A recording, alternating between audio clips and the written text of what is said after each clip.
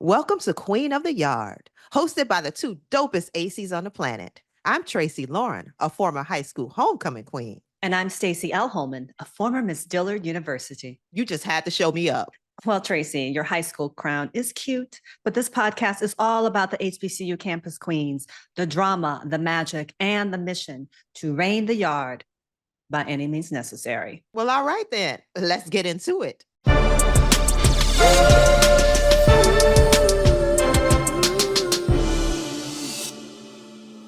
Welcome to another exciting episode of Queen of the Yard. I'm Tracy Lauren, and this is my partner in Regal Crime, Stacey L. Holman. What's up, my good people? We are headed back to the quad or the yard HU, you know. But before we get into it, be a cutie.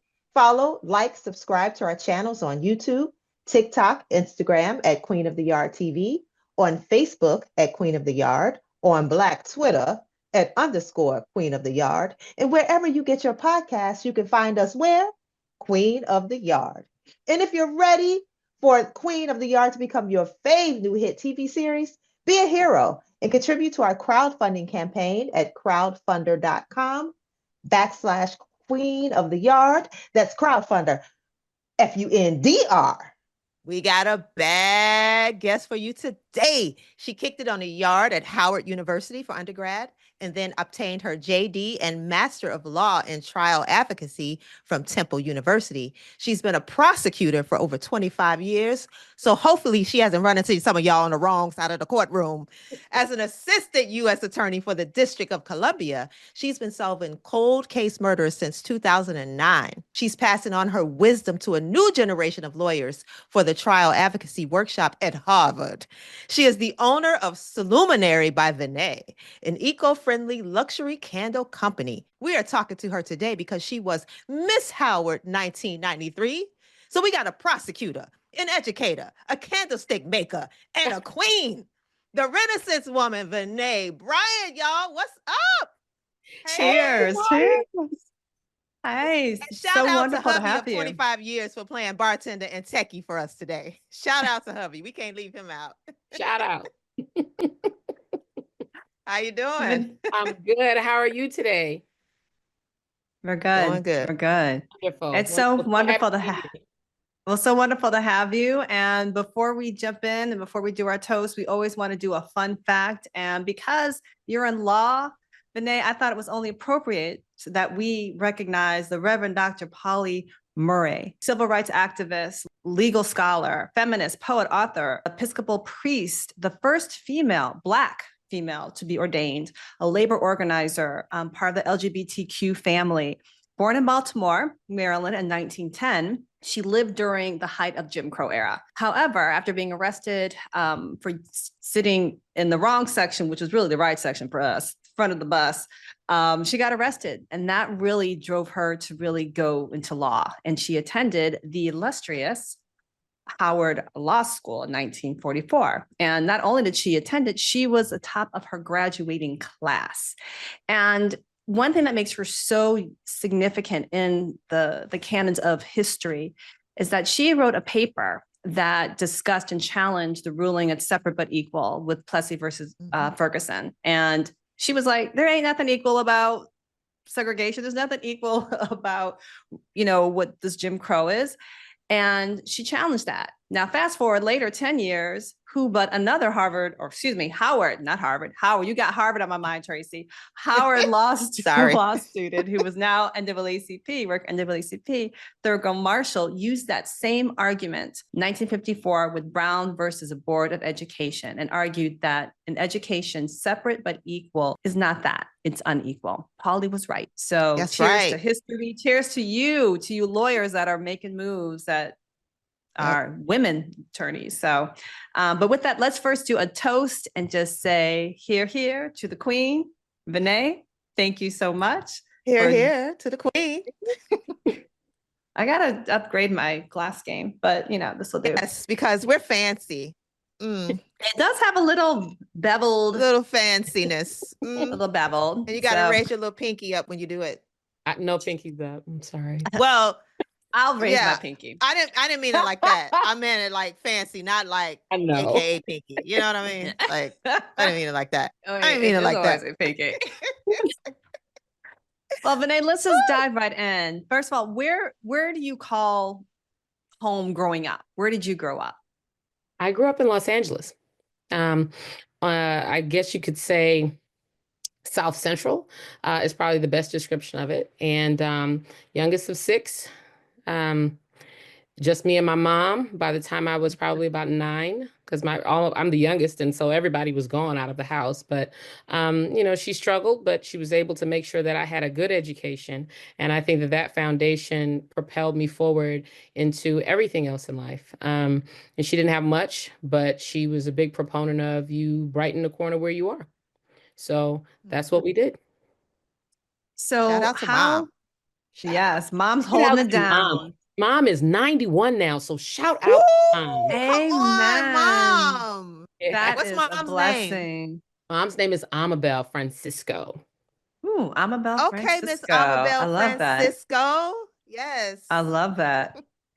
And so how does a young lady from LA make her way to the East Coast to Howard? Tell us about that journey. Well, I'm gonna be honest with you. I didn't know a lot about HBCUs really at all. There were none on the West Coast, when I was growing up, and I didn't know any HBCU grads. But watching TV, you start watching a different world. You saw movies like School Days, and I grew up in a very pro-Black environment where I was surrounded with a lot of African American influence, and I kind of knew that that's where I wanted to stay. I needed that.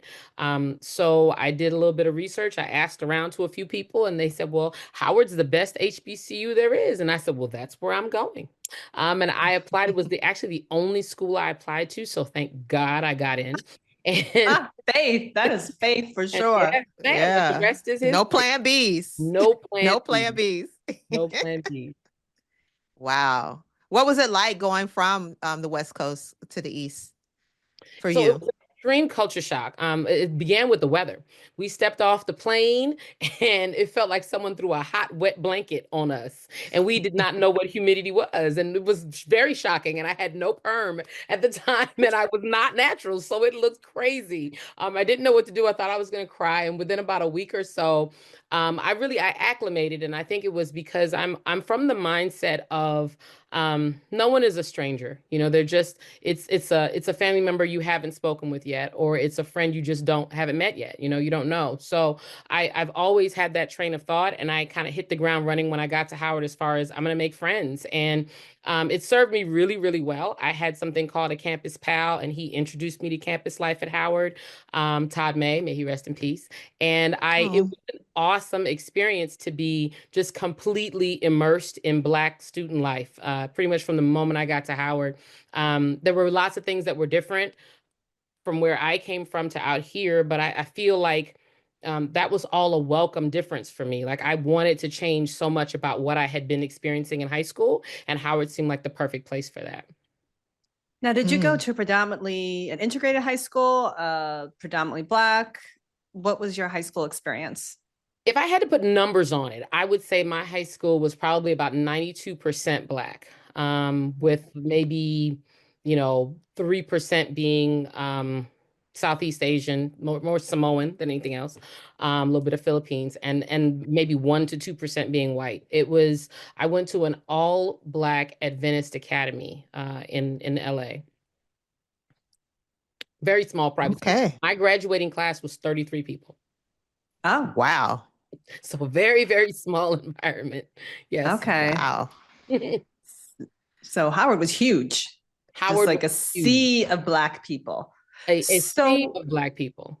So do you remember your first, just what you felt when you just walked on the yard, when you just saw just this utopia of Blackness? I think that for the first time, I realized that Black beauty came in so many different packages. But where I grew up, there was kind of this stereotype of what it was to be cute, right? I'm talking about the 80s in LA. So you're talking about light skin, long hair, curly at that, not even just long. And that was what was considered to be beautiful. And it was hard to constantly measure yourself up to that, constantly always compare yourself to that. And it was difficult to maintain self-esteem, when you had to confront that almost on a daily basis. And I remember getting to Howard and feeling like there were so many different people that looked like me, that were brown or very dark or African or from all of these different continents around the country, Black people who were so close to being white, you almost couldn't tell they were Black. There was so much of a range. And it wasn't just seen as if you look like this, you're beautiful. There were men and women across this camp, all across the campus, telling you how beautiful you were on a daily basis, no matter what you look like, because it wasn't your packaging that made you beautiful. It was something that was beaming from inside that you could see on the outside. It was just this inner joy of being Black and being with Black people that made everybody just like pop. If it's no other way to put it, you just popped when you got to campus. And I felt like I always tell people I was born and raised in Los Angeles, but I grew up on the campus of Howard University. I love that. I say that I'm from Chicago originally, and I say that about Chicago to Brooklyn. Like, I born and raised in Chicago, but Brooklyn like made me, like, I grew up in Brooklyn, Yeah. So that's great. We didn't intend for it to be a theme of what you just described, but so many of our guests have already talked about just that feeling of first where you were before, and having some kind of insecurities about your maybe complexion or hair or whatever it may be, and then having a different feeling when you got to your HBCU.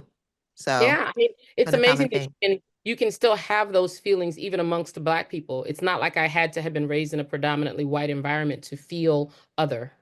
That sometimes we do that to ourselves. And it was a beautiful and amazing thing to come to the campus and feel like I was being accepted for who I was, no matter what I look like. That was awesome. So when did That's beautiful. you learn about, so you learned first of all about perms, the importance of perms and humidity? Because I went to Excuse school me, we in call New them Orleans. relaxers. It We was call them called a Relaxers. relax. Yes, relaxers. relaxers. Yeah. I went to school in New Relax those Orleans. kinks. So My mom gave me a relaxer before she left that week. That was my very first perm in life. I grew up in a dry climate, so I just had a press and curl, and that was not gonna make it. I was like, "Ma, you oh can't no. do me like this." So she gave me a perm before she left, and it took years for me to come back off that perm, and I'm really glad that I did. But at Yeah. the time, I didn't have the skills to maintain my own hair without some assistance, some chemical assistance. I don't think anyone knew. I mean, Yeah. perms were the thing, and it took forever. I went Mhm. like senior year was finally when I cut all my hair off, and I still had remnants of said perm, said relaxer, just that hair that just sticks out, the rest is Right. like texture. There's like two that stick out. So when did Yeah. you discover or learn about Miss Howard? So I want to say I was maybe a junior at Howard. I wouldn't say it was the first time that I saw that there was a Miss Howard. Obviously, they crowned a new queen every year, and I would watch kind of in awe of, the pageantry of all of it, and just they would come out at games and wave, and it was just all so nice and so beautiful. Um, I don't think that I thought that I was dainty enough for all of that in the beginning. I think that somewhere around my junior year, I just decided that I really wanted to be involved in campus life a little bit more than I was. And I know that in every aspect of my life, and this is still this way, I've always kind of been considered a cheerleader of sorts. I mean, we had a little, what I would consider to be a little ghetto cheerleading squad in high school. But but I'm not talking about that sort of thing. I mean, like, I'm that encouragement, right? I'm that one who, you tell me you have a goal, you tell me there's something that you're trying to accomplish, and I'm trying to figure out how to get you there. And I'm always, going to be there to be like, you can do this, right? So that's always been my way. And I felt like I was looking for a way to kind of be that on a larger, grander scale at Howard. And I had tried some other things that didn't work out. We're not going to get into all that, but When it came right down to it, someone told me, maybe you should think about, you have the personality for it. You should think about running for your school queen. And at the time I was in the College of Arts and Sciences. So I decided to do it. And I never looked back. It was a great experience. I felt like there was camaraderie, among the contestants, and it was a fun environment and competitive at the same time. And I was kind of expanding my horizons, my what I thought were my limits of things that I could do, and that was just something that I enjoyed. So we know that there's 2 competitions. So you have to win for your school, and then you have to compete in front of all the other, I guess, the entire student body. Right. So obviously anyone can attend a school pageant, any of the school pageants, but by the time you get to the level of Miss Howard, everybody shows up. So each school had their own pageant, the School of Business, School of Communications, College of Arts and Sciences, and so on and so forth. And so then the queens of those schools then became a part of the Miss Howard pageant. And you had maybe a month, if that, between the two, where you had to learn a dance routine, and was a whole bunch of prep for it. But you were on a stage in front of the entire university by the time you got to Miss Howard, and that can be very nerve-wracking. And I will say, I will give it to my mother for that. She did prepare me very, very well to. I felt like my whole life was a stage. I had been performing since I was probably 1 or 2 years old, either singing or poetry or something in church. So I was well prepared, and I didn't have to battle the nerves of being in front of people. I feel like I still, to this day, because of what I do, I'm very comfortable in front of people. But that's all a tribute to Miss Bell, as we call her. That's all about her. Well, kudos to the Black Come church, on, Miss Bell. because the church Yes. was truly, that was the laboratory, that was the rehearsal space for a lot of talent. So you a church girl. Okay. You a church girl. I'm a church girl. I went to church probably 4 or 5 days a week, it felt like, growing up. And then I went to church school from kindergarten through 12th grade. Wow. Okay. So you church. You was Jesus all day long. I am church. I am church, as they call it. You churched up. You churched up. So do you remember what, excuse me, your campaign, I'm talking about the arts and sciences now. No, how many young ladies were you competing against? Do you remember what your slogan was? And did you have to, was there a talent portion for that one? There was a talent portion, definitely, for that one. I believe that there were maybe 8 of us. There was a talent portion for that one. And I don't recall if I had I may have had a specific slogan. I honestly don't remember it now, because it's not the sort of thing where you're running for an office at Howard. I mean, it really is a pageant, just like it would be for Miss America or Miss USA. So you don't have to impress the students, you have to impress the judges. So there are no flyers that get made or anything like that where you're looking for votes, because you have to perform. And on that first pageant, I honestly don't recall very much, if I'm being honest with you. You're like, I passed that. I'm on to so let's move to the main competition. Okay. So how many contestants were there? Were you okay, so there, I would definitely say there were between 10 or 12 of us. Because there were, like, almost every school had a representative. And at the time, if I remember correctly, we had 17 schools and colleges back then when I was in school. See, that's a Miss Howard fact I used to have to know. But I don't think everyone had a queen my year. So I want to say there were probably about 12 young ladies that went out for it. And I remember they represented, again, schools like the School of Business, School of Communications, the College of Pharmacy. I remember that. The Allied Health Sciences, they had there were representatives, and people brought different talents to bear, and different strengths. And I thought that was awesome. I mean, there were some hard parts of it, but I thought it was an amazing experience overall. Where did you believe? Yeah. Well, go ahead. What was your talent? That's what you're going to ask. Well, you sang. I can read mine. I sang a song I wrote for my mom. You did original song. Okay. I did. All right. Standing on Her Shoulders. Oh. Ooh. Do you have a recording of that somewhere? in your I do have a recording of it somewhere. I do. Okay, well, I'm not gonna burst into song right now, y'all. Don't worry. you ain't got to burst in the song right now, but we're gonna be asking for that recording later. Yes. Yes, ma'am. Ask I you think to I can share it provide with us. We're gonna ask you to share it with us. So, where did you feel like you were in the crowd, in the pack? Like, did you feel like, you know what, I can win this, or how were you feeling about your chances? So I think I always believed that there was a chance for me to win, but I was nervous for a number of reasons. I think I was nervous in part because the Miss Howard pageant is different than some others in that you had an interview the day, or maybe even 2 or 3 days before the pageant, with the judges. And it was like a 30-minute interview where they had all of these questions that they would ask you. So it wasn't just your question and answer portion on stage that counted towards your score. This was a good chunk. Like, I want to say 30% of your score was this interview. And so I was very nervous going into that interview about how I would perform because there's no opportunity to rehearse these questions. You have no idea what they're going to ask you. You are definitely being called to answer on your feet. And so I was nervous. I think that's natural and understandable. When I left that interview, I thought it, right? So I said, okay, I think I have a shot at this.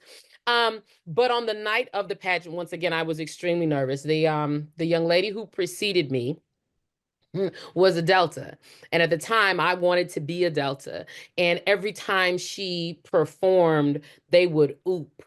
And I would have to come on stage while they were still with the ooping. And it made me so nervous that I was going to I'm like, I'm going to mess this up. I don't want, it was terrible. That the nerves just shot right up my spine during that time. I mean, now luckily, praise God, I am now a Delta.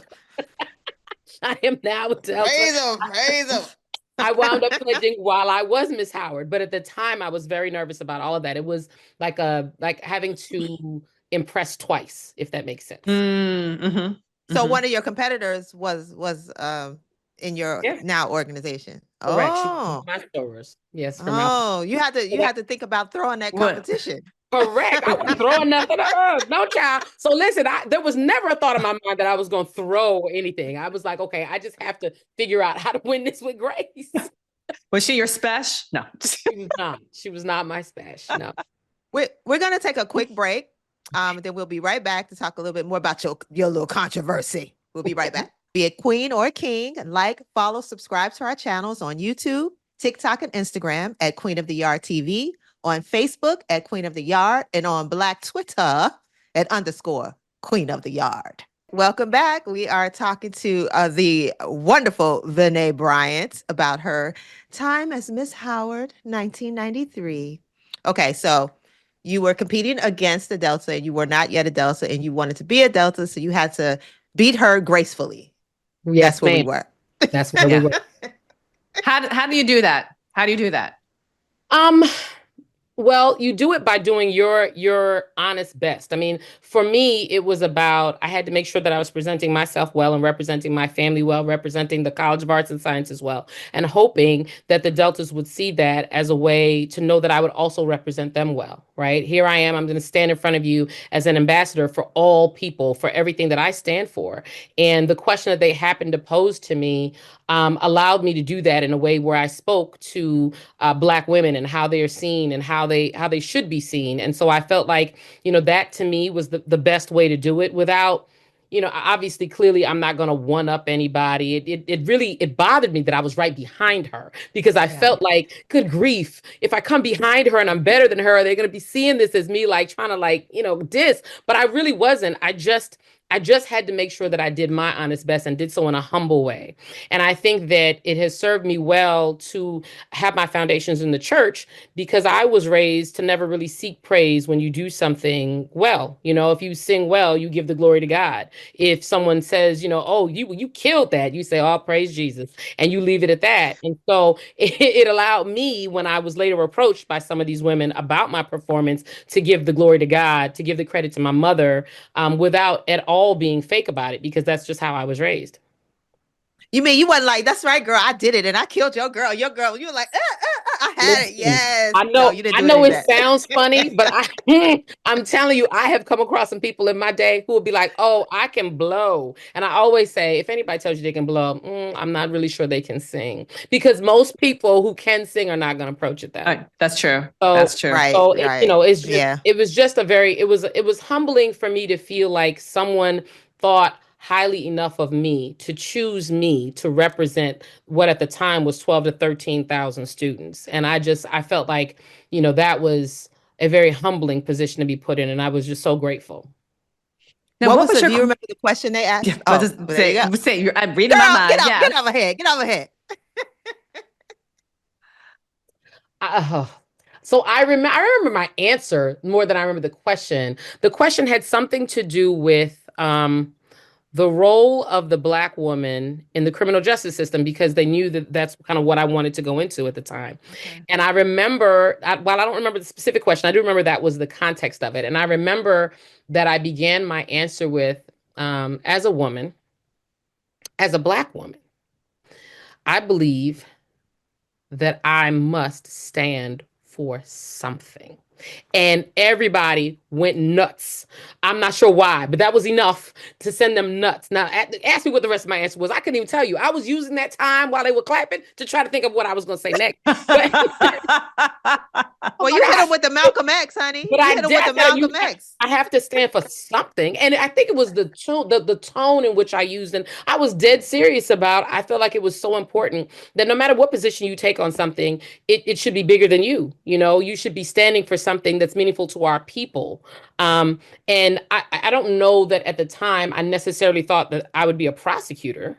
But I firmly believe that I do that as a prosecutor. And I think that we as a people assume that you have to be a criminal defense attorney in order to really be standing up for our people, when 99.9% of my victims are Black. And Thank you. I look at their pain, I look at their suffering, and I say, who's fighting for that? When someone is robbed or raped or killed, who fights for them? And so we need Black people, particularly Black women, on both sides of the aisle in a courtroom, on the bench. We need Black women because we bring a different perspective. We understand a lot of times what this victim is struggling with and going through, and we're able to approach it from a perspective of, I see you, I hear you, and I got you. And very few of us are in a position to do that. Thank you, Vinét, because I've been fighting with your people, a certain election that happened. People think that all we can do is be defense attorneys. I'm like, you need somebody that looks like you on the other side. Correct. Okay. Correct. Like, it makes no sense. Like, just so short-sighted. It drives Very me nuts. short-sighted. And people so don't. Short-sighted. People don't. You need judges. You need prosecutors. You need defense attorneys. You need all of that. Everybody. Correct. And people don't give credit to the prosecutors who are in there fighting for criminal justice reform or fighting to make certain that this individual can't harm someone else. And I think that you do that from a position of humanity, and you do that from a position of respect. I still respect the defendant as a man. I understand, or a woman. I understand where they've come from. Sometimes we have similar and shared life experience. What I tell myself and that individual and his or her family, though, is that sometimes we have to deal with the consequences of our choices. And I feel like you treat every situation and you approach every case as though you have similarly situated individuals, no matter what they look like. And I'm going to demand justice on behalf of my family, no matter who the assailant was. And I'm going to do that in the same fashion and with the same amount of fervor. And you best believe you will never find anybody to fight for your family like I will fight for your family. Girl, you hired. You are hired. Yeah. Okay. You are queen. I know you got a job, but you hired. You hired again. So when did you decide you wanted to go into law? I mean, you give this passionate speech, and it leads you to fighting for justice. Well, okay, so that's a story tale. I think I went into Howard thinking I was going to become a doctor. I'd always wanted to be a doctor. I told my mother I had the little doctor kit growing up, the little Hasbro kit. And I would run around my stethoscope, and I thought that's what I was going to do. And I took I believe it was a biology class with Dr. Twitty. And I just realized my brain didn't work that way. Like, this is not, high school science was one thing and college science was another. And I was struggling in a way that I felt like, I'm not sure this is for me, and for a number of reasons, not just the subject matter, but I think overall, I felt like this is so clinical. And I felt like I'm so much more personable than I felt like this will allow me to be. And I remember calling my mom and being like, I don't know that this is for me. And I felt really bad. And I was apologizing to her. And she said, you don't owe me any apology. You just have to figure out what's for you. And then she said, have you ever considered the law? And I said, the law. And she said, well, you like to argue, so that might be perfect. And I Go remember ahead, Mom saying, Bell. she may have a Yeah. point. See, mamas know. Mamas know. They Mama do. no, mama no. So yes, so literally I knew I wanted to be a lawyer, but I thought that I wanted to go into sports and entertainment law. And that was the direction that I was headed. And then God said otherwise. He chose me to go down this prosecutorial road. And that was a product of just, tragedy within the family. I had a cousin who was murdered. In London in her flat by an ex-boyfriend who was beaten and strangled to death with a vacuum cleaner cord. And that case just turned our entire family upside down. She's 28-year-old OBGYN. And to be killed by an ex-boyfriend, someone she had dated for a year, but not for 7 years. It changed my vantage point, the way I looked at the world, and maybe jaded me just a little bit to, I think I was so green, and thinking that the type of law I was going to do was just going to change the world. And all I was looking at was not, I shouldn't say all, but I was looking at sports and entertainment as a way of, I'm going to rock this, was what I was thinking. And that would have been more about me. And I think that having had that happen to her, it changed my vantage point to believing that the way to change the world was the way it was exterior. It was about changing the world. And I've often thought when my kids were small, trying to explain to them what a prosecutor is, I remember saying, well, I go to court and I fight to make sure that the bad people who have done bad things, can't hurt anybody anymore. And my 9-year-old said to me, so you're like a superhero. You like fight the bad guy. And I said, yeah, sure, yes. Okay. You got it. Yes. Oh, and I Black think Wonder that's how Woman. I've approached it. Wear Yes. that cape. Wear that cape. Yes. Yes. I Right like here. it. There. Yeah. Oh, yeah. So that's Yes. how I got to lawyering and how I got to becoming a prosecutor. Wow. We're going to take a quick break because I'm very fascinated with your job and how you got there. So let's take a quick break. We'll be right back.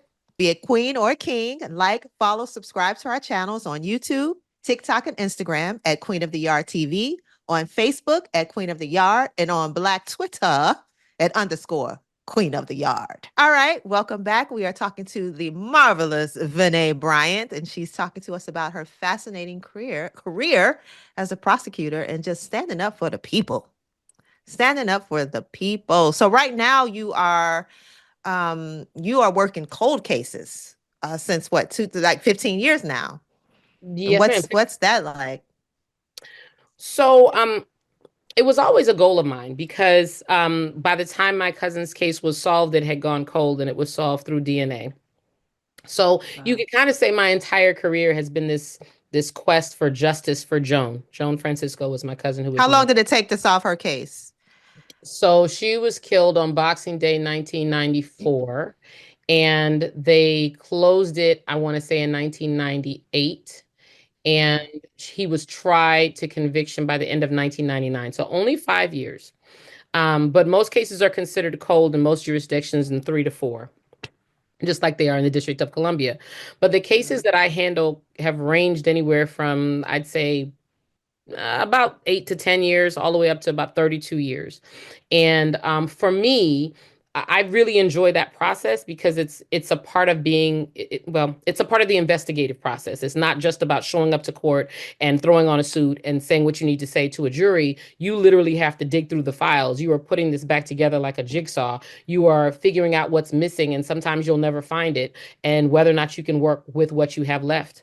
You're persuading witnesses who were once afraid to come forward, or determining if you have enough without them. You're testing things that were never tested for DNA, or literally going back, and there was one case that we saw by figuring out that someone had been wearing a GPS ankle monitor that no one had checked.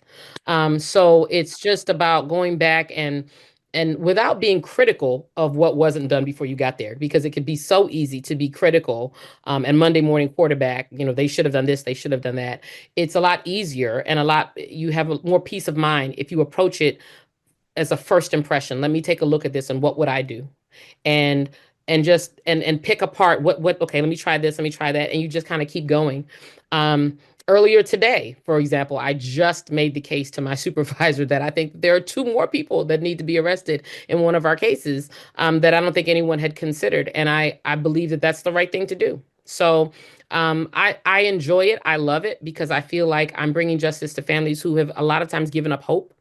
I've made phone calls to families to tell them, 20, 30 years later, we made an arrest in your mom's case, and had someone break down crying and say, I was 12 years old when my mother was murdered, and I never thought anybody was going to close this. So that is a feeling that I can't explain or describe for you, how it feels to bring that type of kind of, I wouldn't say closure because it's never really closure, but that sense of relief to a family that feels like there's somebody out there who's still thinking about their loved one and fighting for them. What makes you, I guess, as a prosecutor, what makes you look at a case and you're like, okay, this case has been cold for 20 years. What makes you pick this case back up or get interest in it again? So most times, it's a detective who's bringing me something. So generally, they'll pull files out that have the possibility of having DNA. It could have been, say, a stabbing or a rape case, something where there would have been the possibility for someone to leave DNA behind. And it's so old that at the time DNA didn't exist, or it wasn't where it is now. Certain things in the file weren't tested, and they'll resubmit. And once there's some sort of a hit, they bring that to me. But there are other cases where you'll have a witness that you're talking to about one case, and they decide they finally want to get something off of their chest because they have something else to tell us. Or someone who has been arrested and has been holding something in their back pocket for a very long time, just for that rainy day, and say, if ever I need this, I'm going to let them know, hey, I know something about a case. Now, you can't close a case on that alone. So then we take that and we say, okay, can we corroborate? Sometimes we can, sometimes we cannot. But, we do our very best to get as much evidence as possible before we make a determination about whether we have enough to close the case. And if I have my hands on it, it'll be, I like to believe, rock solid before we make an arrest. And I say rock, I mean rock. Rock solid. Play with So me what is too. what? Ashford and Simpson, rock solid. Right? I have to say this one thing, because I have this certain reputation down in my office, and people laugh at me when I say it all the time, but there is nothing I love better. It's part of why I love cold cases. There's nothing I love better than reaching back with this cold hand of justice on something that you really thought you got away with, and just snatching your Christmas from you, or your New Year's. Come on. When you about to sit down and enjoy life with your family, but there's a family that's been suffering for all of these years, and there's nothing I love better than saying, ha ha, gotcha. Mm-hmm. Just do it on Christmas too. Don't do it on Christmas Eve. Do it on Christmas. They sit down eating that turkey or whatever ham, whatever you eat on Christmas. Down, sir. Them cookies. Come with me. Come with me, sucker. You've been caught. That's right. I always say I'm obviously a 70s detective, right? Or a prosecutor. A blaxploitation. Come with me, Jive Turkey. Watch your mouth. Yeah, watch your mouth. Everything. Are you picking up what I'm putting down? Yeah, I gotcha. That's right. What's the oldest case that you've actually solved? It was a 1984 rape murder. New Year's Eve, a daughter went out for her very first New Year's Eve by herself, and her mom dropped her off, got her ready, did her hair and the whole nine. And when she came in, she found her mother on the floor, nude from the waist down, covered from the waist up, bound, and stabbed 12 times. And she had been killed on New Year's Eve. And that my God. Her life changed forever that night, and she was 18 years old. And at the time that we closed it, it was 30 years old. At the time that we tried it, it was 32 years old. And I'm saying we, but we as a collective, I didn't have a second chair. It was just me. But we as the collective United States, that's how that happened. Yes. How do you get through? I mean, I think about people who have jobs, like whether you're a detective, whether you're an officer, a lawyer, a doctor. There's so many things that you see, You know, my cousin is a EMT, and it didn't even dawn on me the stuff that he's seeing until one day we were talking, and I was like, oh snap, like you're seeing some stuff, you know, and how do you get through that? Because that's a lot. That's a lot of Self-care. weight. How do you self-care? Yeah. So I do a lot of self-care, I'll tell you that. But I will say that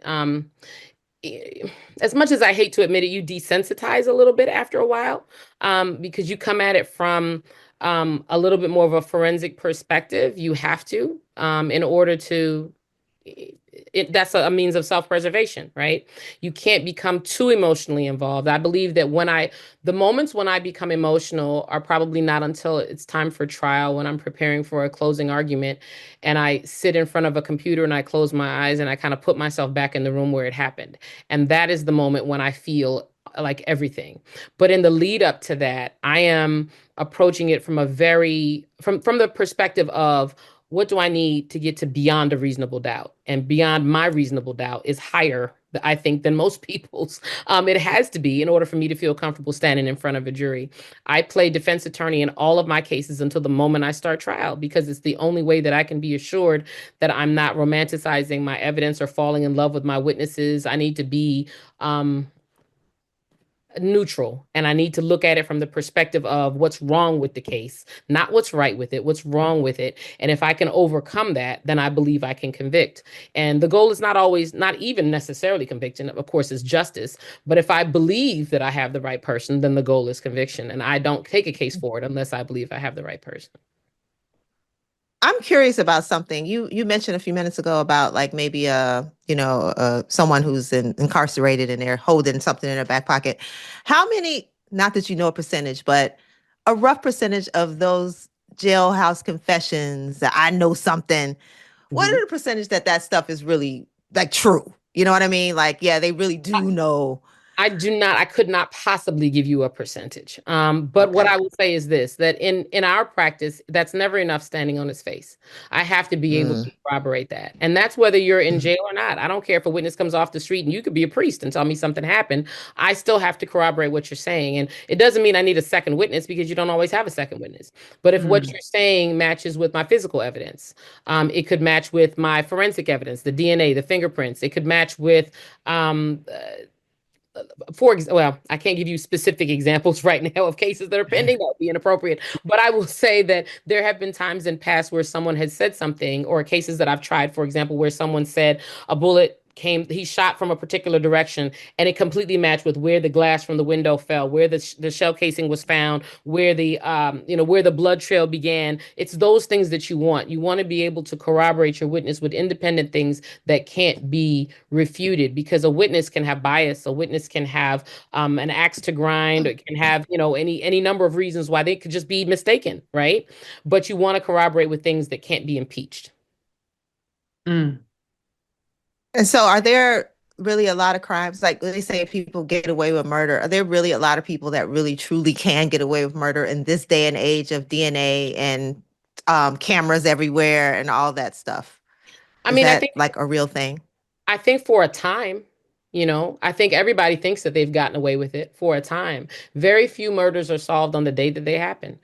Some are solved a lot more quickly than others. And I think that the ones that are happening right now, it is much more difficult. I would believe. I don't try the fresh cases, so I can't say with any sort of certainty, but I have to believe that with the types of cameras that we have now, you have traffic cams everywhere, you have shot spotter to tell you exactly what time things happen. DNA has progressed to the point where you don't need very much of anything to be able to trace DNA, that it is a lot more difficult. Are there people who still try? Absolutely.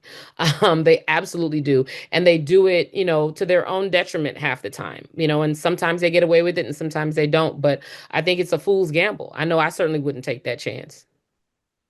No. So if you're out there listening, put the gun and a knife down, because Vinét Bryant will get you. She's gonna find you. She'll find you. Don't even push them. Don't even push them. And I'm gonna find. Clearly, she's patient too. So patient. whether you did it 30 years ago or you did it 3 years ago. That's right. You're gonna be in that nursing home getting your panties changed, and she's gonna come and snatch it. And she's gonna say, "You're going to jail, sir." Bear in mind, my most recent trial, I got a conviction without a body. They never found that young lady. So, people believe that if I just get rid of the body, they'll never be able to do something. They'll never be able to get me. And that's not the case. So, Yeah. Wow. It ain't the case. Listen, y'all. Listen, I don't like prison. So you ain't got to worry about me knifing anybody. I won't be Yeah. seeing not you built on the other side. And orange is her However, favorite age. Orange is her favorite color, so that's tells you something right there. She's that's like, my favorite color on the outside, not on the inside. I ain't trying to go to prison. Okay. okay. Good to we know. gonna we gonna take a quick break. Come back while I regroup from Vinét trying to send me to prison. Thinking 'Cause I about ain't going. prison. Be a queen or a king. Like, follow, subscribe to our channels on YouTube, TikTok, and Instagram at Queen of the Yard TV, on Facebook at Queen of the Yard, and on Black Twitter at _Queen of the Yard.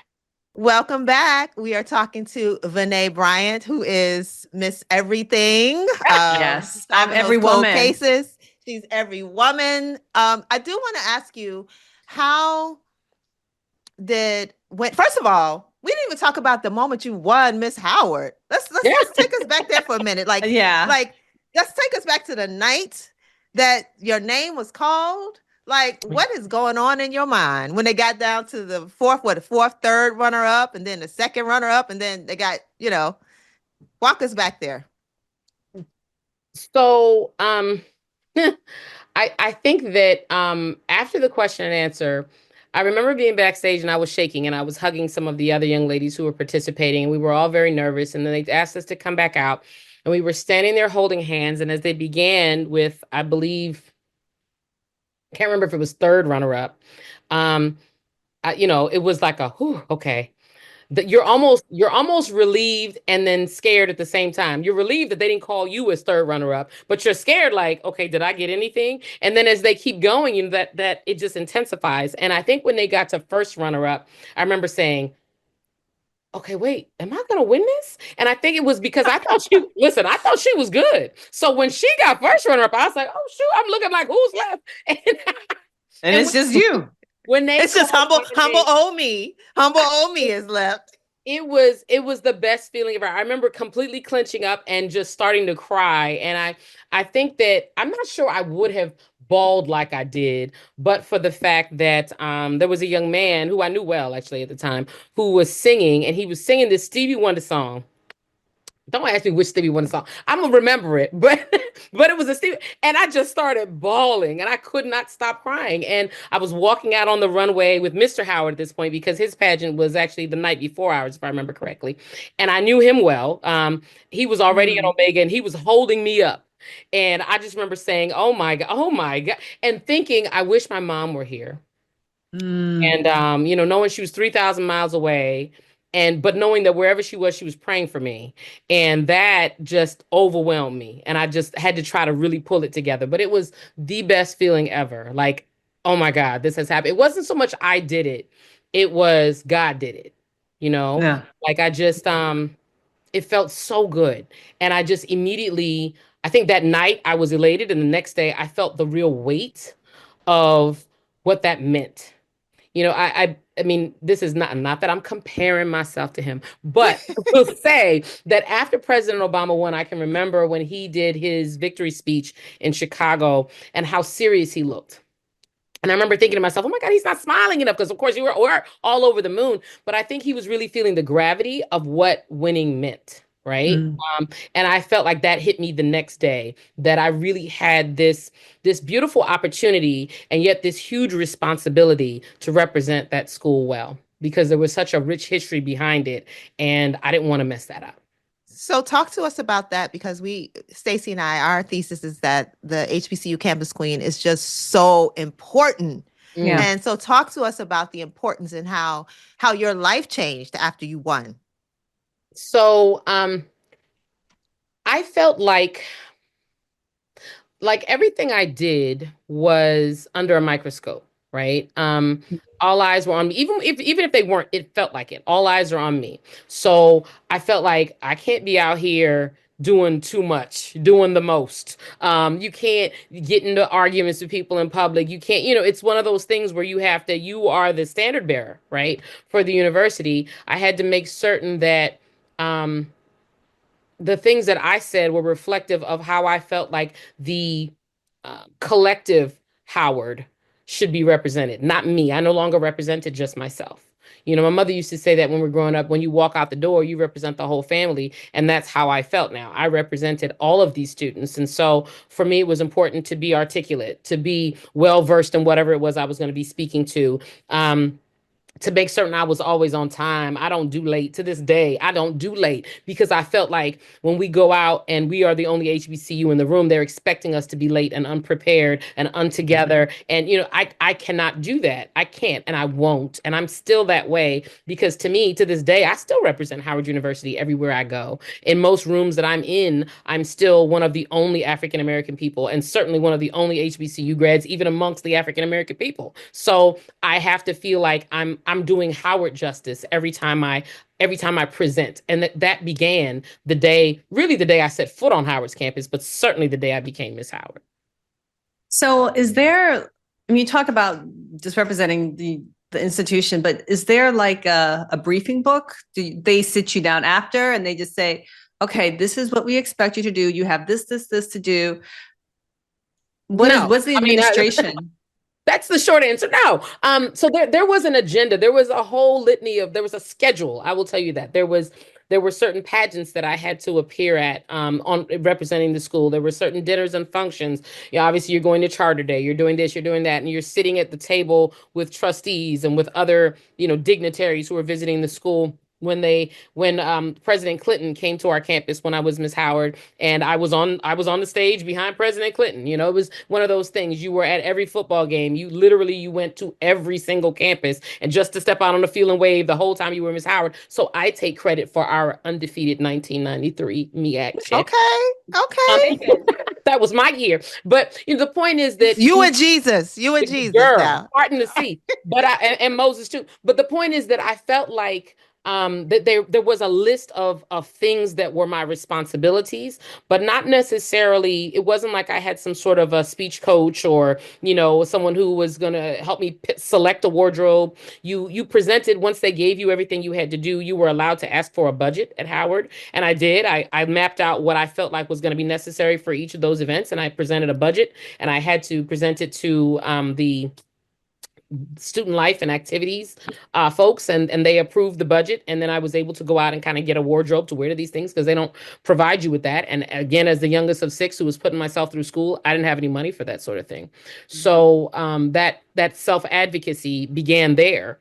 But I do feel like perhaps now it might be a little bit different, but back in the early 90s, there was none of that. I think I had a few minutes with the queen who preceded me, and she kind of told me what to expect.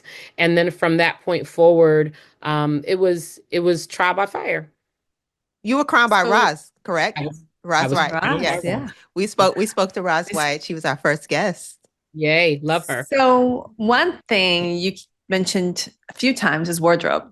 And obviously pageants aren't cheap. So you are working while you're going through school, right? This is your fun. So talk about just the financial factor of the pageant. Where are you getting your dresses, and how many outfits do you have to have? And this is before you win, obviously. Yeah. Yeah, before you win. So it began with the Miss Arts and Sciences pageant, and I can remember that there was like and this really it overlaps because they both had some of the same things. You needed an outfit for the opening dance number, but not the same outfit from the two pageants, right? But they were similar, some sort of a leotard and some tights and some sort of a sarong, whatever that was. They told you what it was going to cost, and they asked for your sizes, and then you gave them the money for it, and they brought in your outfit. But you also knew that you needed something to wear during evening gown, which was also going to be when you were asked your question. There was, I believe for one portion of it, I had on some sort of a pantsuit that I had to purchase. I wore something different when I did my talent. So everything was a different outfit. And I can remember first I worked. Now where I worked, 1993, I believe I was either at working as a tables, waiting tables at the Hamburger Hamlet in Crystal City, or I was a stay in school student for the United States Department of Justice Immigration Litigation Section because I worked there in 1993. But I utilized my money, and I called home, and my mom would send what she could, but she couldn't help in the same way that like I could now help my child. Right. My child was in a pageant last year, and I ran down there and spent hundreds of dollars to get her everything she needed. My mother wasn't able to do that. So it was difficult. And I felt like while there was some understanding of the difficulty, there wasn't a lot of wiggle room because everything had to be uniform for all the contestants. So Mm. it is a monetary commitment. Um, and it can be somewhat onerous. Like if someone just didn't have it, they would need to find some sort of a sponsor in order to do that. Yeah. I forget, are sponsors a part of Howard, or no? You don't need a sponsor, do you now? Okay. But you may need a How did sponsor your if you mom? can't afford your if You can't afford do your your dress. dress. Yeah. When you called your mom to tell her that you won, what was her reaction? So so my mother's West Indian. So I called her and I said, Mom, I'm the queen. I won Miss Howard. And she said, what? Oh, and then it went on from there. And she's, oh my gosh, and on and on. I'm so proud. And then it was, of course, God is good and Jesus did it. And make sure you say thanks. And all of the many things that you would expect any mother, especially a church-going woman, to say. My mom said, and then she called everybody. And when I went home that Christmas, this was, bear in mind, the fall of 1993. So when I stepped off of the plane in Los Angeles, my entire family was at the gate with a huge welcome home Miss Howard sign and balloons and flowers, because back before 9/11, you could do that. You could wait at the gate, and that's where they were. Now I missed a little bit when you went out a little bit. What did she say when you first called her and told Mm. her? She said, what? You know, lie,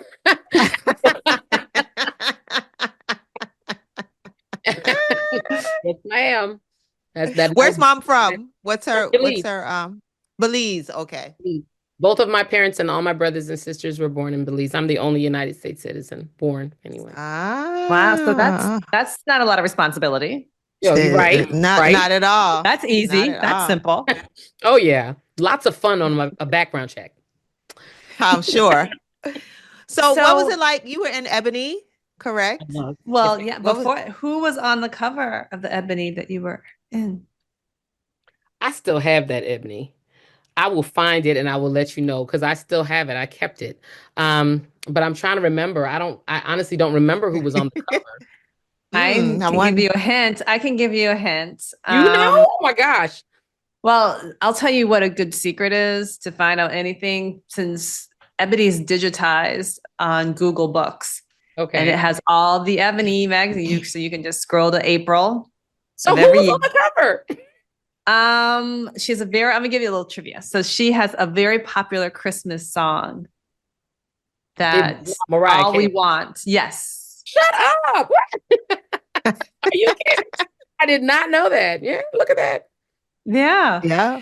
So during your reign as Miss Howard, what are some of your biggest highlights? Like, what are your top 3 moments, your memorable moments where you're like, oh my gosh, like, I can't believe this?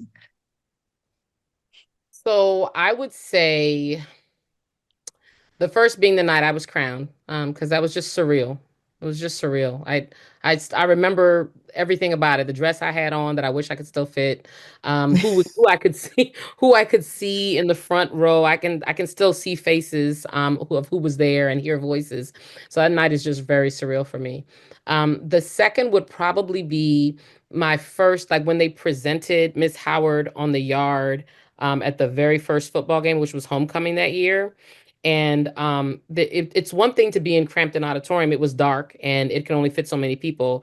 It was something else to step into Green Stadium and see not just students, but alumni.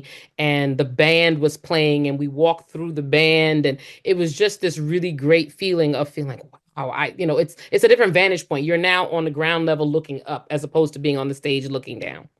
And it gave me this different perspective of feeling like I know that there were going to be people who were looking up to me, if that made any sort of sense. And Mhm. the last one has absolutely no pomp or circumstances involved in it. Pomp or circumstance involved in it.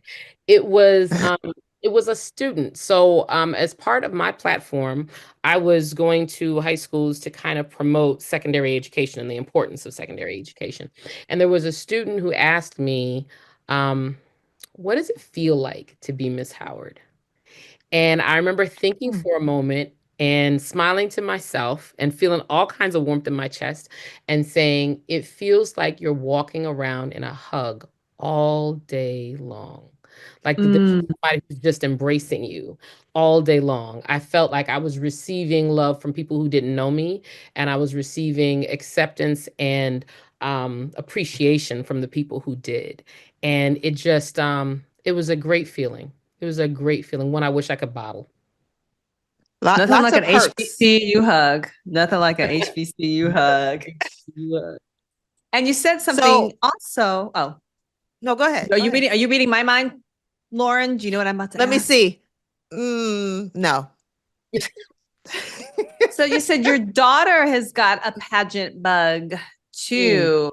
And so what pageant was this that she was participating in?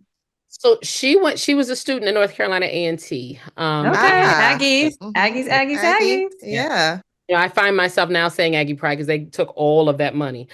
So I used in the Yes. beginning, I fought it in the beginning, because I'm a bison through and through. But now that I paid all that tuition, Aggie Pride. Aggie So Pride. Wear it, mom. Wear it. that's right. So she participated in the Miss Kappa Alpha Psi pageant down at A&T's. My husband's a Kappa, and she won Miss Crimson and Cream. And in preparation for that, we were buying the dresses, getting the boots, buying the cowboy hat. And they had different portions of their pageant than we had at Howard. So it was a new experience getting to live it through her eyes and through her experience. It was fun and almost frightening in a different way. Like I had to see my child as not so much a baby anymore, all grown up, doing her own thing, stepping out on her own and making a name for herself. There was pride there, but also fear in letting go. Did she Oh. won, right? She won Miss Crimson. So she won Miss Crimson and Cream. They have four titles. Miss Kappa Alpha Psi, Miss Crimson and Cream, Miss 1911, and I'm forgetting one. The Kappas are kind Not of not extra. the Kappa's breaking it. That's like not the I They Kappa's do. know. breaking it But down and everyone's having a four winner. I love it. categories. I love it. There were four categories, but yeah, I'm forgetting one, but she Wow. won one of the titles. Yes, ma'am. Oh, that's amazing. Yeah, it So was. how did now this is the question that I did have. Well, go ahead, Stacey, and then I'll remember my Oh, well, question. Go yeah, ahead. that's an Aggie question. So North Carolina A&T claims to be the best homecoming on earth. Do you, So, is so that they no, true, let's Miss get it straight. Bison? They That's claim true. to be the greatest homecoming on earth. Greatest. And I'm as an English major, I'm going to define for you what greatest means. So greatest Oh, can mean best, not in this case. Greatest is a description of size. Okay, it is the greatest, meaning the most large homecoming. I give them that. It's huge. It's uncomfortably large. I did not like being in so big a crowd. Is it the best homecoming? Absolutely not. Because the best homecoming, honestly, and I'm going to try to say this in the most unbiased fashion. The best homecoming for me is Howard because Howard is where I went. I think for every individual, the best homecoming is going to be where you feel most at home. yeah. And that for me will always be Howard is where I know people, is where I know the yard, is where we have our old school homecoming parties and I'm going home. So that for me is always going to be the best. But if we're talking about like the greatest amount of people, the greatest show, yes, it's the biggest. Let's give them that. All right, we'll give them the biggest. But I hear about more people, more alumni going back to Howard. So like I have friends who they've not missed a homecoming I since haven't missed graduating. homecoming in 34 years. That Wow. is deep. Oh, we got to come with you Wow. next year then. Like we gotta tag Yeah. along. We're with her. We're with her. We're with Miss Howard. Miss Howard. Yes, Miss we Howard, are. Miss Howard. So Go. people still call you Miss Howard, don't they? They When do. they see you. They do. So what I is gotta what is that discourage them. like? What is that like? I mean, you are forever going to be, and that's the thing about campus queens that people you can I was Miss Dillard, and folks will probably hear this story a few times, so please just bear with me. So I'm walking with one of my classmates, and we're in New York, and he's like, wow, we're at a stop sign light, and he's like, wow, I can't believe I'm here with Miss Dillard. And I'm looking around like, who's he talking to? Where is she? And I'm like, oh, I'm talking to me. So it's kind of like, oh, yeah, okay, yeah, so. Yeah, I still have people who, men and women, who will refer to me as, "Hey, Miss Howard," or you're talking to Miss Howard, or just it, and it, So I mean, I'm always flattered by it. I think I will always Yeah, take it it is as a flattering. compliment. Yeah, I will always take it as a compliment. There have been times where I have felt less regal in the moments that they're saying it. Like, I mean, look at how don't call attention, or because of course I don't. We all age in different ways. I want to believe that I've aged nicely. But there are times when, of course, I look back at old pictures and I say, wow, look how skinny I was, or, look at how the kind of shape I was in, because it becomes like, almost like a challenge to me to make sure that I keep myself at a certain level of fitness, at a certain level of health, because I know that all eyes are still on me and I have to be mindful of that. So, for a lot of reasons, I'm very concerned with my health, but that's certainly one of them, because I want to be that good example. I want to still be that person that when people look at me, they still feel like they can still see a reflection of Howard University. I like Girl, that. you moisturize, you shining, you looking You're good, your fine. hair's You popping. gotta work hard to Yeah, kind yeah, of like You yeah. yeah, gotta look live good. right. So You gotta You live right. looking You have to good. treat people right. You You gotta have to treat laugh people a right. lot.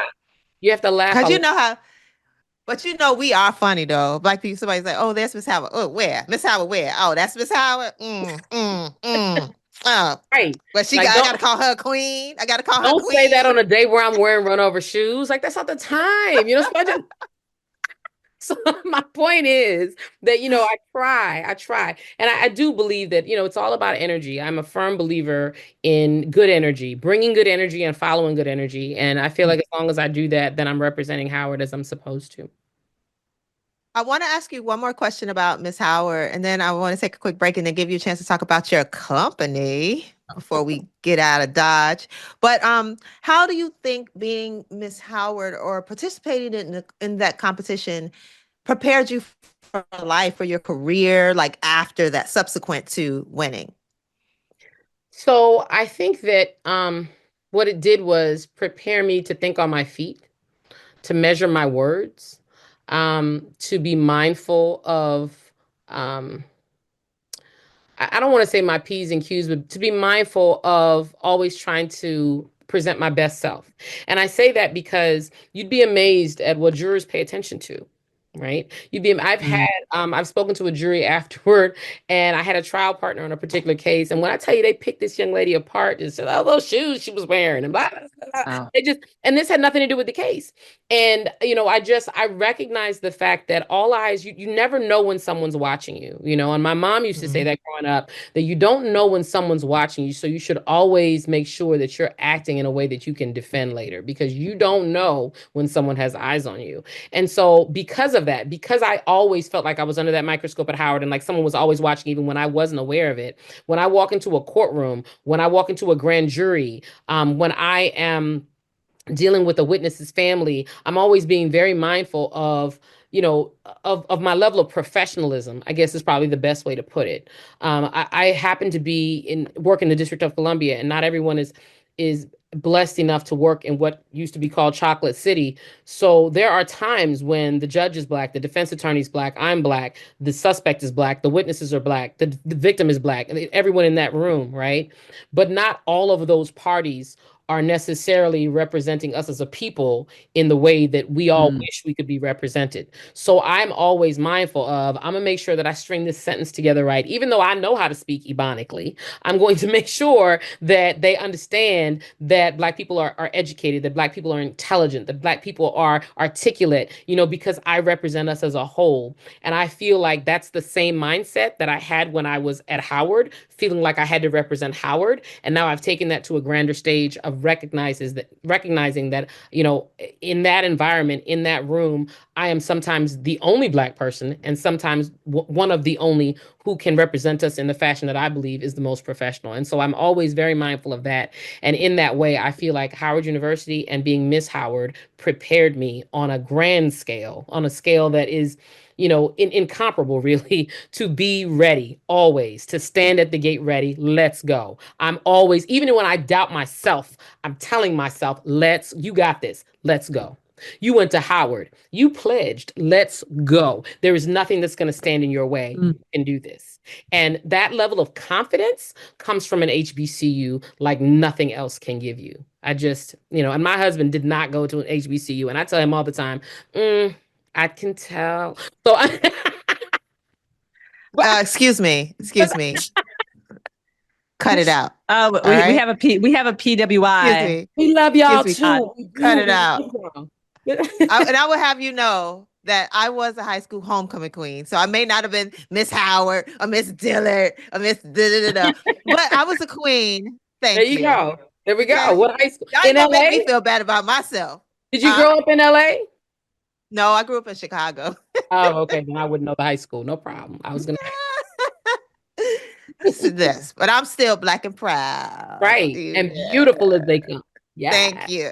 Because Stacey be trying to hate on my high school homecoming crown, but I think it's more so the dress. It's the Laura Ingram's dress that you're wearing. It's just like, I'm like, really? That's what you wore for your homecoming? Shut up. I was, and that crown was so tired.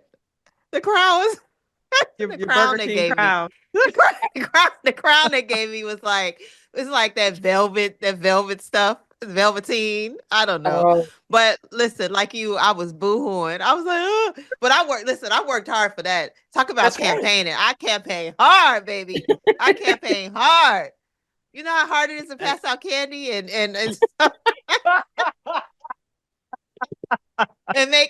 we used to make like big. I wish I had pictures of this thing. We used to make campaign posters, boards, and it was like all kinds of like just crazy stuff on them, right? Just pockets of things, and you have like your little pockets, you have candy in there. And I swear, and I was in with all of the different groups in my school. So I had the artsy people. I went to a performing arts part of the school, but then I had the project folk. What's the project folk on your side? Like, you good. I had the project folk. I had the white folk. So what? I had it all, baby. That's what I'm saying. I was working the room. She reached across the many aisles that there were. All the aisles. And the funny thing is that if I had to do what you just described, I probably would have never done Howard. Like, I felt I'm not political like that in any way. Like, that's just not me. Getting out there campaigning, that's not me at all.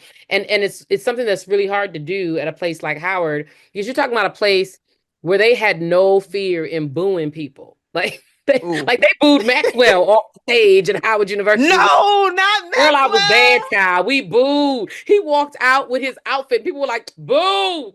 They didn't even let him sing. So I'm trying to tell you that it was a hard crowd. So they booed. What was he? I gotta look that. What was he wearing? Tight bell bottoms. The 70s type gear. And we are in the 90s, and he came out with this fro and this tight 70s stuff. We were not having it. We were not having it. Not wrong. Were you Miss Howard yet? No. Okay, because I was gonna say, listen, you can't be letting that happen to Maxwell. Oh, what's wrong with y'all? Disrespectful. Disrespectful, your elders. Disrespectful. Come on, Maxwell. I feel like we got to have Maxwell on to redeem himself. Just say, what were you channeling? Well, you have 24 hours to respond. No, I'm joking. Right. Maxwell, you have 24 hours to respond. We're going to get the prosecutor on you to find out why. Listen, we need you to cold case find that outfit he had on. That's what we need you to do. We need you to dig that up. That was 30 years ago. That fits it, right? Over 4 years, you said, right?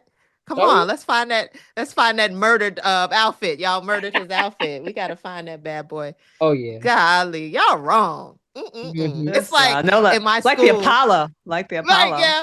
In my school, we had like an Apollo style, like show or whatever. And someone started singing gospel, and somebody was like, "Boo!" Boo. Somebody's like, you can't boo Jesus. Shut up. Boo. Boo. Yo, color people are wrong. I Yes. can't take y'all nowhere. But I love us. I I love us. I know. wouldn't I trade know. us for anything. We are unapologetic and I love it. Love it, Yeah, love it, we love it, are. love it. Love Stacey, it. you had one last thing to ask her, didn't I you? did About have another question before we get into the company. Mhm. How important are HBCU queens as a tradition? So I think it's actually a very important tradition. And I think that because I feel like I have met in my time a few Miss Howards that came before me, and hearing about their journey and feeling like I was a part of that tradition, a part of something that a little girl was going to grow up to want to emulate, or that someone who might make others want to attend Howard University, or someone that went down in history as part of this very unique group or class of women on a particular campus. It felt great. It felt awesome. And I feel like, I get it. It may not be emulated on PWI campuses. I honestly don't know. But I know that we have a lot of traditions at our HBCUs that aren't mirrored in other places. And that doesn't mean that we shouldn't still have them. I think that they're important parts of our history. It's it goes beyond, like, it's not like we're just like jet beauties of the week. We come with substance, right? And we bring a lot to the table, bring a lot to bear in representing our university. So this is not just a beauty pageant. This is a part of really what I would consider to be HBCU royalty that represents the intellect and the substance of the whole campus. We just happen to come in very pretty packages. So this ooh. is a funny look. I'm just like full of trivia today. I don't know why. I don't know why. Maybe the history in me. Do you guys know who Diane Nash is? The name sounds Mhm. familiar. Yeah, Yes, from I know that. Tennessee. Oh my gosh, Lord, now I'm gonna forget. But she was one of the sit-ins in Okay. at Fisk. Yeah, Mhm. she was a jet beauty in the 50s. Really? Really? No, I didn't know that. Know that. And I was like, okay, all right. That's I a think good I bit was of just trivia. or Right? after she was protesting, but I think it might have been before. I don't know. But Oh. we want to just, with our remaining time, just tell us about your company. Okay, so my company is called Soluminary by Vinay. Soluminary is a combination of the words soul and luminary, so it's the light of the soul. We are a luxury candle company that creates, I mean, I probably have more than 80 or so fragrances online, all in different fragrance families. I'm not sure people recognize that there are so many different fragrance families, everything from fresh, tart, fruity, earthy, musky, floral, pretty, and on and on and on.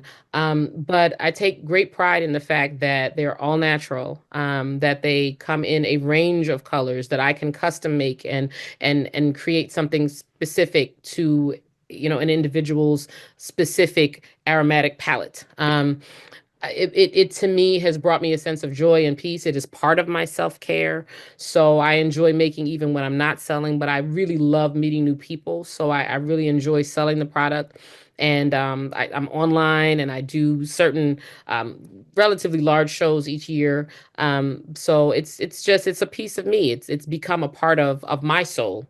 And so I really enjoy doing it. And hopefully, people will come visit. Where Well, where can tell they us. find you? Yeah. So the site is called mysoluminary.com. So luminary again is the word soul. Use one L. So SOULUMINARY.com. And that is the online shop. I ship. Um, if you're local, you can do local pickup. But yes, I'm online. I'm on Instagram at the soluminary underscore by underscore Vinay. And what How are did you some of get your into most, that?